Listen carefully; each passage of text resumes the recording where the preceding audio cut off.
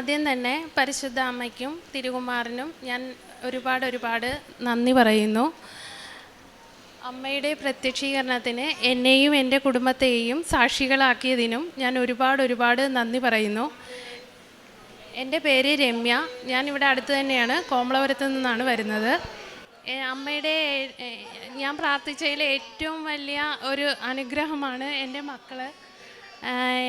ഇത് ഇഷീൻ, ഇത് ഇനയ, ഇതെൻ്റെ ഹസ്ബൻഡ്, ഇത് അമ്മ. എനിക്ക് മാതാവ് തന്ന ഏറ്റവും വലിയ അനുഗ്രഹമാണ് എൻ്റെ മക്കൾ. അതിൻ്റെ സാക്ഷ്യം പറയാനായിട്ടാണ് ഞാനിവിടെ വന്നിരിക്കുന്നത്. ഞാൻ ഒരുപാട് പ്രാർത്ഥിച്ച് മാതാവിൻ്റെ ഇവിടെ വന്ന് മാതാവിനോട് അപേക്ഷിച്ചതാണ് എൻ്റെ ഈ മക്കൾ. ഞാൻ ആദ്യമായിട്ട് കൃപാസനത്തെക്കുറിച്ച് അറിയുന്നത് എൻ്റെ ചേച്ചി പറഞ്ഞിട്ടാണ്.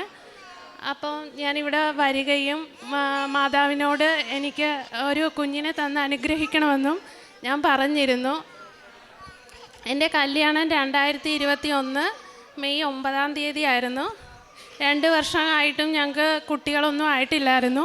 അപ്പം ഞാൻ ഇവിടെ വന്ന് മാതാവിനോട് ഉടമ്പടി എടുക്കുകയും അതിൻ്റെ അകത്ത് എനിക്ക് ഒരു കുഞ്ഞിനെ തന്ന് അനുഗ്രഹിക്കണമെന്നും പറഞ്ഞിരുന്നു. അപ്പോൾ എനിക്ക് മാതാവ് 2 പൊന്നോമനകളെ തന്ന് അനുഗ്രഹിച്ചു. ഇരട്ടക്കുട്ടികളാണ്, ഒരാണും ഒരു പെണ്ണും. മാതാവിനെ ഞാൻ ഓരോ ഇതും പറയുമ്പോൾ ഓരോ കോളത്തിലും ഞാൻ പല രീതിയിൽ മക്കളെ തരണമെന്നാണ് ഞാൻ ആവശ്യപ്പെട്ടിരുന്നത്. അതുപോലെ തന്നെ എനിക്ക് മാതാവ് അത് തന്ന് അനുഗ്രഹിച്ചു. ഞാൻ ഒരുപാട് ഇവിടെ വന്ന് ആ തൈലവും ഉപ്പും തേനും എല്ലാം ഉപയോഗിക്കുമായിരുന്നു. മാതാവിനോട് ഞാൻ എന്നും പറയും, മാതാവേ എനിക്ക് ഇങ്ങനെ പ്രഗ്നൻ്റ് ആകണം. അത് ഞാൻ ഡേറ്റ് ഇട്ടാണ് പ്രാർത്ഥിച്ചിരുന്നത്. ഞാൻ ഇവിടുന്ന് പോകാൻ നേരത്തെ മാതാവിൻ്റെ ഒരു പേപ്പറിലും എഴുതി മാതാവിൻ്റെ കാൽ കീഴിൽ വെച്ചിട്ടാണ് ഞാൻ പോകുന്നത്. അപ്പം ഞാൻ പറഞ്ഞിരുന്നു 2024 ഡിസംബർ 31 തീരുന്നതിന് മുമ്പായി തന്നെ ഞാൻ പ്രഗ്നൻ്റ് ആണെന്ന് എനിക്ക് അറിയാൻ സാധിക്കണമെന്ന്. ഞാൻ അതുപോലെ തന്നെ നവംബർ 12 2024 ആയപ്പോൾ ഞാൻ പ്രഗ്നൻ്റ് ആണെന്നറിഞ്ഞു. എന്ന് ഞാൻ മാതാവിനെ ഇരുന്ന് പ്രാർത്ഥിക്കുമ്പോൾ ഞാൻ പറയുമായിരുന്നു, എല്ലാവരും കാണുന്നു മാതാവിനെ, എനിക്കും മാതാവിനെ ഒരു പ്രാവശ്യമെങ്കിലും കാണാൻ സാധിക്കണമെന്ന്. ഞാൻ എന്നും പ്രാർത്ഥിക്കുമ്പോൾ ശ്രദ്ധിക്കും മാതാവ് വരുന്നുണ്ടോ എന്നുള്ളത്. ഒരു ദിവസം ഞാൻ പ്രാർത്ഥിച്ചുകൊണ്ടിരുന്നപ്പോൾ ഇതുപോലെ തന്നെ മെഴുകുതിരിയിൽ മാതാവ് പ്രത്യക്ഷപ്പെടുകയും മാതാവിനെ ഞാൻ കാണുകയും മാതാവിനോട് പ്രാർത്ഥിക്കുകയും ചെയ്തു. അതേ ദിവസം തന്നെ ഞാൻ വൈകുന്നേരം പ്രഗ്നൻ്റ് ആണെന്ന് അറിയുകയുമായിരുന്നു. അതുപോലെ ഞാൻ ഒരു 5-8 ദിവസം കഴിഞ്ഞ് ഞാൻ ചെക്കപ്പിന് ചെന്നു. അവർ സ്കാൻ ചെയ്തു, പ്രഗ്നൻ്റ് ആണെന്ന് പറയുന്നു. അത് കഴിഞ്ഞ് ഞാൻ വീണ്ടും മാതാവിനോട് വന്ന് നന്ദി പറഞ്ഞ് എന്നും പ്രാർത്ഥിക്കുകയും എടുക്കുകയും ചെയ്യുമായിരുന്നു. അത് ഒരു 5-6 ദിവസം കഴിഞ്ഞപ്പോഴത്തേക്കും വീണ്ടും മാതാവ് മെഴുകുതിരിയിൽ പ്രത്യക്ഷപ്പെട്ടു. അന്ന് എനിക്ക് ചെറിയൊരു ഡിസ്ചാർജ് പോലെ വരികയും ഞാൻ ഹോസ്പിറ്റലിൽ പോകുകയും ചെയ്തു. അന്ന് ചെന്ന് സ്കാനം ചെയ്ത് അവർ പറഞ്ഞു കുഴപ്പമൊന്നുമില്ല. അന്നാണ് ഞാൻ അറിയുന്നത് എനിക്കൊരു കുഞ്ഞല്ല എന്നുള്ളത്. ഞാൻ അന്നാണ് അറിയുന്നത്. അങ്ങനെ ഞാൻ പിന്നെ പ്രഗ്നൻസിയിലൂടെ കടന്നുപോയി. എന്നും മാതാവിനോട് പ്രാർത്ഥിക്കും. ഒരു പ്രാവശ്യം വന്നപ്പോൾ ഞാൻ പ്രഗ്നൻ്റ് ആണെന്നറിഞ്ഞു. പിന്നീട് മാതാവ് പ്രത്യക്ഷപ്പെട്ടപ്പോൾ അടുത്ത കുഞ്ഞും ഉണ്ടെന്നറിഞ്ഞു. അപ്പം ഞാൻ മാതാവിനോട് വന്ന് ഒരുപാട് നന്ദി പറഞ്ഞു. ഞാൻ ഒരു കുഞ്ഞിനെയാണ് ആവശ്യപ്പെട്ടത്, പക്ഷേ മാതാവ് എനിക്ക് 2 കുഞ്ഞുങ്ങളെ തന്ന് അനുഗ്രഹിച്ചു. ഏറ്റവും വലിയ ഒരു കാര്യം അതായിരുന്നു. എനിക്കത് പറയണം, അത് നടന്നാൽ ഞാനിവിടെ വന്ന് സാക്ഷ്യം പറഞ്ഞിരിക്കുമെന്ന് ഞാനിവിടെ മാതാവിനോട് പറഞ്ഞിട്ടാണ് പോകുന്നത്. അതുകൊണ്ട് തന്നെ ഇത് എനിക്ക് കിട്ടിയത് എനിക്കിവിടെ വന്ന് പറയണമെന്നുണ്ടായിരുന്നു. അതാണ് ഞാൻ മെയിനായിട്ടും എൻ്റെ കുഞ്ഞുങ്ങളെ ഇവിടെ കൊണ്ടുവന്ന് ബ്ലെസ്സിങ്സ് മേടിക്കണമെന്നും ഇതിവിടെ പറയണമെന്നും ഞാൻ തീരുമാനിച്ചത്.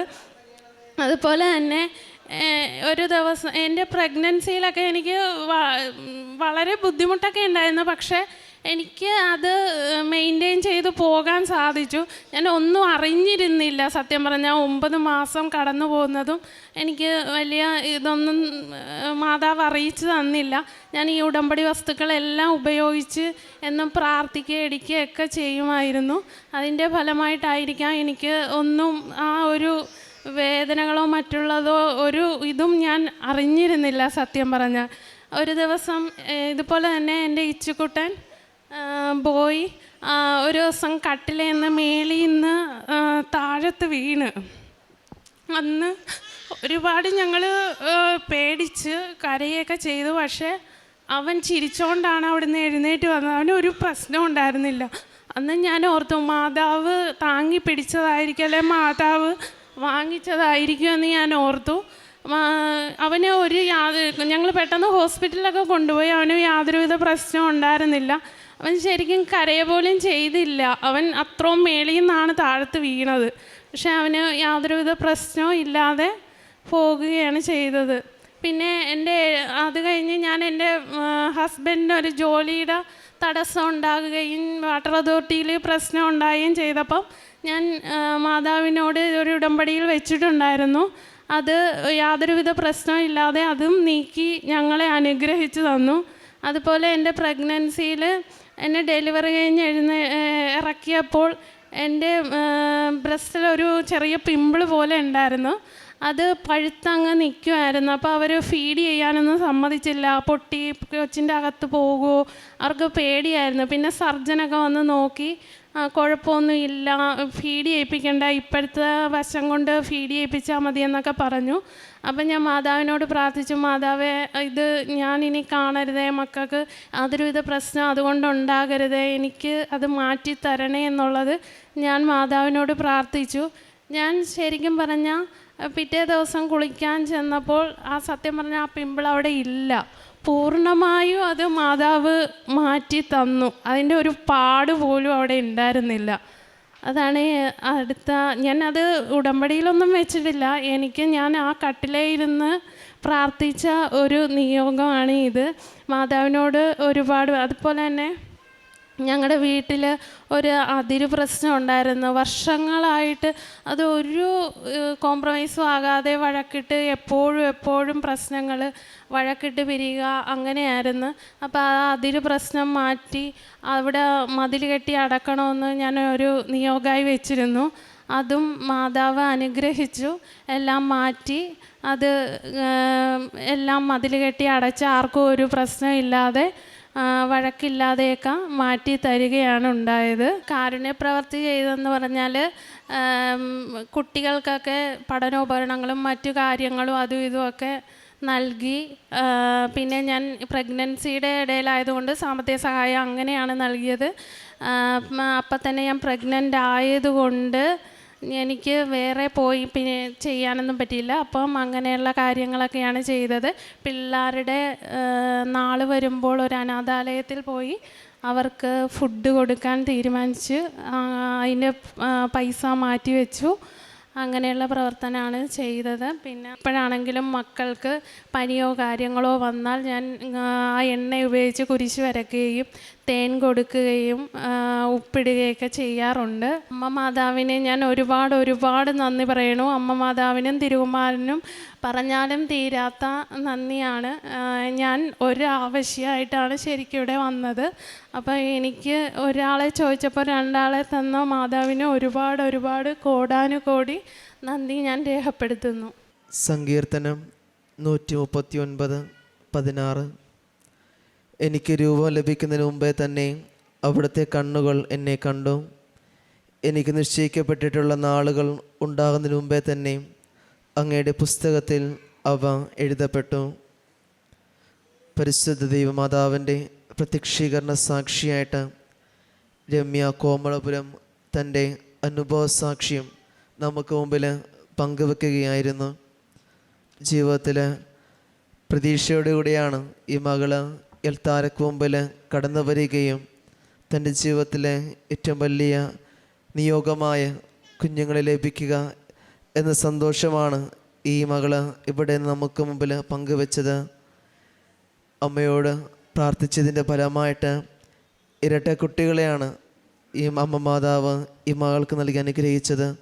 അതോടൊപ്പം തന്നെ പ്രഗ്നൻസി സമയത്താണെങ്കിലും നേർച്ച വസ്തുക്കളുടെ ഉപയോഗങ്ങളാണെങ്കിലും ഈ മകളുടെ ജീവിതത്തിൽ ഒത്തിരിയേറെ ആശ്വാസമാണ് ഉണ്ടായത്. അതിനോട് ചേർന്നുകൊണ്ട് തന്നെ ജീവിത പങ്കാളിയുടെ തൊഴിൽ സ്ഥലത്തുണ്ടായിരുന്ന ബുദ്ധിമുട്ടുകളും പ്രതിസന്ധികളും മാറ്റുകയും കുറേ നാളുകൾ കൊണ്ട് നടന്നിരുന്ന അതിരി തർക്കങ്ങളൊക്കെ മാറ്റിയെടുക്കാനൊക്കെ ആയിട്ട് സാധിച്ചത് പരിശുദ്ധ അമ്മയോട് ചേർന്ന് കൊണ്ടുള്ള തൻ്റെ ഉടമ്പടി ജീവിതം തന്നെയാണ്. ഈ ഉടമ്പടി ജീവിതത്തിൽ കൂടുതലായിട്ട് നന്മയിൽ ജീവിക്കുവാനും അതുപോലെ തന്നെ സമയത്തിൻ്റെ ചുരുക്കത്തിൽ തന്നെയാണെങ്കിലും ചില സമയങ്ങളുടെ അടയാളത്തിലൂടെയാണെങ്കിലും ഈ മകൾക്ക് പരിശുദ്ധ അമ്മയെ കാണുവാനും സന്ദർശിക്കാനുമൊക്കെ അനുഗ്രഹങ്ങൾ ലഭിക്കുകയുണ്ടായി. ഈ മകളോട് ചേർന്ന് അമ്മയോട് നന്ദി പറയാം.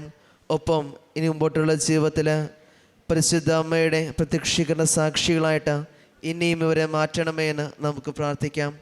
ഒപ്പം ഈ സാക്ഷി ശ്രവിക്കുന്ന നമ്മൾ ഓരോരുത്തരെയും നമ്മുടെയൊക്കെ ജീവിതത്തിൽ പരിശുദ്ധ അമ്മയുടെ പ്രത്യക്ഷീകരണ സാക്ഷികളായി മാറ്റാൻ നമ്മളെയും ഒരുക്കണമേ എന്ന് നമുക്ക് എല്ലാവർക്കും പ്രാർത്ഥിക്കാം. അത്യപൂർവ ദൈവാനുഭവങ്ങൾ ഇനി നിങ്ങൾക്കും സ്വന്തം. ഈ യൂട്യൂബ് ചാനൽ ഇതുവരെ സബ്സ്ക്രൈബ് ചെയ്തിട്ടില്ലെങ്കിൽ ഇപ്പോൾ തന്നെ സബ്സ്ക്രൈബ് ചെയ്യുക. ഈ വീഡിയോ ഇപ്പോൾ തന്നെ നിങ്ങളുടെ സുഹൃത്തുക്കൾക്ക് ഷെയർ ചെയ്തുകൊണ്ട് കർത്താവിൻ്റെ പ്രേക്ഷിതരാകുക.